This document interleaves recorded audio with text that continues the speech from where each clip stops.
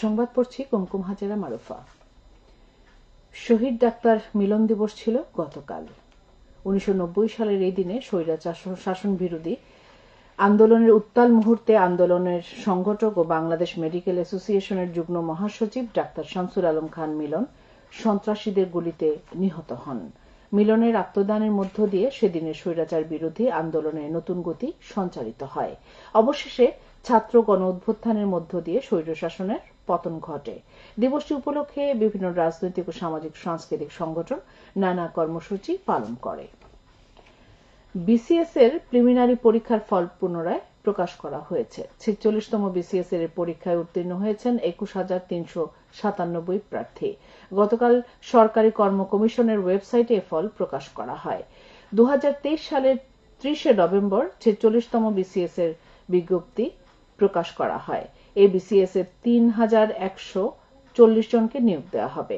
সবচেয়ে বেশি নেওয়া হবে স্বাস্থ্য ক্যাডারে, সহকারী সার্জন 1,682 জন, সহকারী ডেন্টাল সার্জন 16 জন, শিক্ষা ক্যাডারে শিক্ষায় 520 জন, প্রশাসন ক্যাডারে 274 জন, পররাষ্ট্রে 10, পুলিশে 80, আনসারে 14, মৎস্যে 26 ও গণপূর্তে 65 জনকে নেওয়া হবে।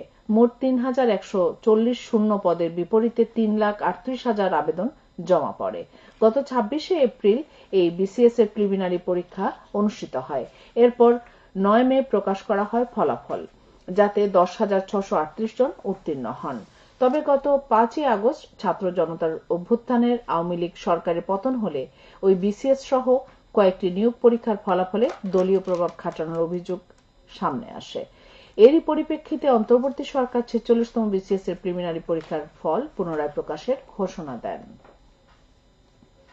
ঠান্ডাজনিত রোগ থেকে শিশু ও বয়স্কদের নিরাপদে রাখতে করণীয় শীর্ষক অবহিতকরণ সভা অনুষ্ঠিত হয়েছে গতকাল মৌলভীবাজারে। 250 শয্যা বিশিষ্ট জেনারেল হাসপাতালে অনুষ্ঠিত সভায় প্রধান অতিথি ছিলেন civil surgeon doctor Mamunur Rahman. সভায় বিশেষজ্ঞ চিকিৎসকরা ঠান্ডাজনিত কারণে বিশেষ করে শিশু ও বয়স্ক ব্যক্তিরা নিউমোনিয়া, শ্বাসকষ্ট, হাঁপানি, ডায়রিয়া, জ্বর, সর্দি, কাশি সহ বিভিন্ন রোগে বেশি আক্রান্ত হচ্ছেন। এইসব রোগ প্রতিরোধে সকালে ও রাতে ঘরের বাইরে না যাওয়া, সকালে সূর্যের আলো শরীরে লাগানো, গরম কাপড়ের পোশাক পরা, গরম পানি দিয়ে অজু ও গোসল করা এবং আক্রান্ত রোগীকে দ্রুত নিরপেক্ষ 5 দিনের রিমান্ডের আবেদন করলে আসামি পক্ষের আইনজীবীরা রিমান্ড বাতিলের আবেদন করে। উভয় পক্ষের শুনানি শেষে বার্ধক্যজনিত বিভিন্ন রোগ বিবেচনা করে আদালত 1 দিনের রিমান্ড মঞ্জুর করেন। রাষ্ট্রপক্ষের অতিরিক্ত পাবলিক প্রসিকিউটর আবু নসর মোহাম্মদ মাসুদ জানান, তার বিরুদ্ধে বৈষম্য বিরোধী ছাত্র আন্দোলন চলাকালে ঢাকার উত্তরা পশ্চিম থানায় হত্যা মামলা, মৌলভীবাজার জেলার শ্রীমঙ্গল থানায় বিস্ফোরক আইন সহ 4টি মামলা রয়েছে। 30 অক্টোবর তাকে ঢাকা উত্তরার 10 নম্বর সেক্টর নিজ বাসা থেকে উত্তরা থানা পুলিশ গ্রেফতার করে। গত 24 নভেম্বর তাকে ঢাকা কারাগার থেকে মৌলভীবাজার কারাগারে হস্তান্তর করা হয়। বর্ডার গার্ড বাংলাদেশ সিলেট সেক্টরের জকিগঞ্জ ব্যাটালিয়নের পৃথক অভিযানে 1.5 কোটি টাকার ভারতীয় চোরাচালানি পণ্য জব্দ করা হয়েছে। গতকাল দুপুরে জকিগঞ্জ ব্যাটালিয়ন বিষয়টি জানিয়েছে।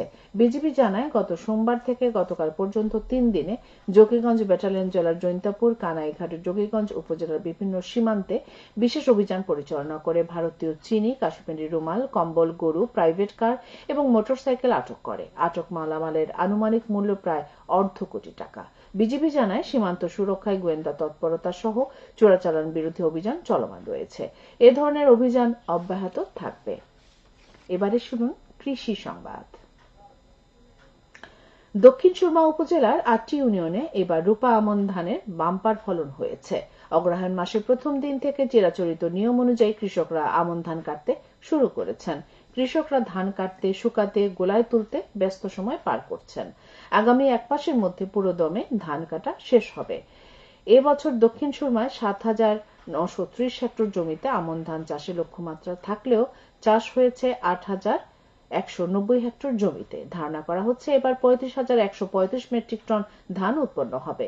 বাম্পার ফলন হয় প্রতি হেক্টরে গড়ে 4,200 কেজি চাল উৎপাদন হবে বলে মনে করছেন কৃষি কর্মকর্তা। উপজেলা কৃষি সম্প্রসারণ কর্মকর্তা জানান, গত বছর থেকে এবার 10,600 মেট্রিক টন ধান বেশি উৎপাদন হবে। এবার সরকার প্রতি কেজি ধানের দাম ৩৩ টাকা ও আতপ চাল প্রতি কেজি ৪৬ টাকা নির্ধারণ করেছেন বলে তিনি জানান। সবশেষে আবহাওয়া। সন্ধ্যা ৬টা পর্যন্ত পূর্বাভাসে বলা হয়েছে সিলেট সহ পার্শ্ববর্তী এলাকার জন্য আজ কোনো সতর্কবাণী নেই এবং কোনো সংকেতও দেখাতে হবে না। আজ সিলেটে সূর্যোদয় হয়েছে সকাল ৬টা ১৯ এবং সূর্য অস্ত যাবে সন্ধে ৫টা ২ সংবাদ শেষ হলো। আমাদের পরবর্তী স্থানীয় সংবাদ প্রচারিত হবে বিকেল ৪টা ৩০। আল্লাহ হাফেজ।